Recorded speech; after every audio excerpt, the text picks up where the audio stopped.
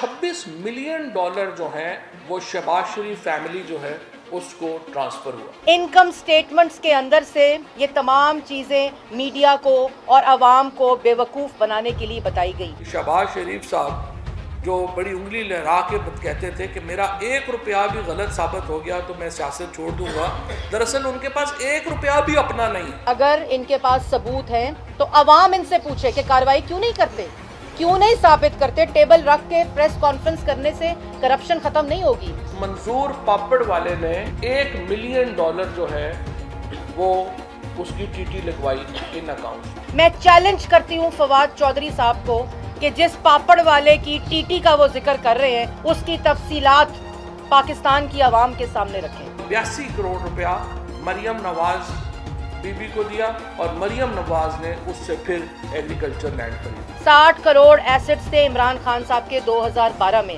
ذرا یہ بھی کل بتا دیتے کہ وہ اربوں میں کیسے پہنچ گئے، کیونکہ 1 کھرب پشاور کی میٹرو کے پیسے کہیں تو جانے تھے۔ کرپشن کے خلاف لڑنا صرف عمران خان کی ذمہ داری نہیں ہے۔ علیمہ باجی کی غیر قانونی بے نامی جائیداد کا جواب آپ کو دینا پڑے گا جو آپ نے بنوائی ہے۔ فیصلہ آپ خود کر لیجئے۔ چائے پی کے جانا۔